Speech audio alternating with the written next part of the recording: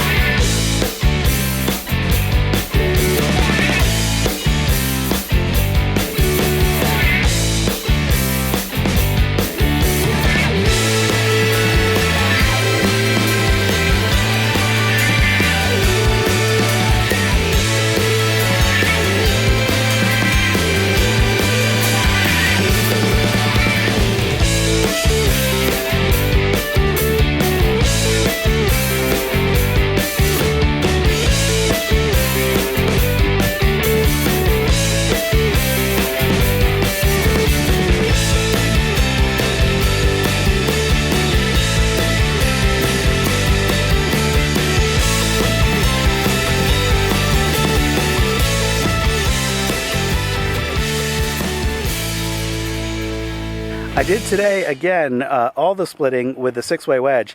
And for the really small pieces, I just lifted the wedge up out of the way, popped them through with a single wedge, and then lowered the wedge back down. And if it's positioned at just the right height, you can kind of use that as a 4-way wedge on the smaller pieces that are like, you know, whatever, 6 inches or so.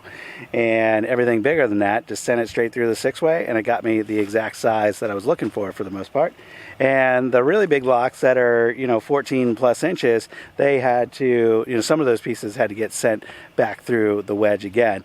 But as I get more comfortable with the 6-way wedge, I am liking it more. The first several times I used the splitter, I felt like I had a lot more control over the size and shape of my pieces with the 4-way. But man, is that 6-way so much faster. There is the pile. I think that's a great size pile. I know scale's sometimes hard to tell on a video, but that is at least 12 feet long.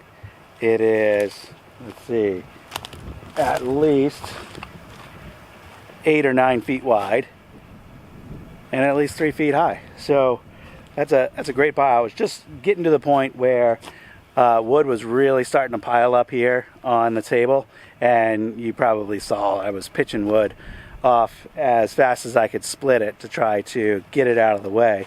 Because what will happen with these, and I've had it happen just one other time, you get a whole bunch of wood piled up there. The splitter is strong enough that as it starts to try to push through the pile of wood, it'll actually roll the splitter backwards. And I don't want to do that here because I'm on uneven ground and I've got it up on blocks. You can actually see on that tire there, to try to get it as level as I can right here. And I didn't want it to roll off of its blocks there. So I called it quits, and it just happened to be at an hour. I wasn't actually planning on splitting for just an hour, but I figured, what the heck, I'll stop. I'll show you guys where we're at.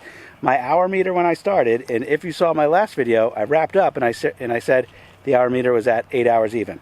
So that's where we started today, and it is now at 9 hours even, and that's what we got done. So nice little pile there. I need to get this pile out of the way, but I'm going to do that off camera because I don't think it's that interesting watching someone else stack wood. So I'm going to wrap us up. Thanks for watching, guys. I appreciate you following along. I'll see you on the next video.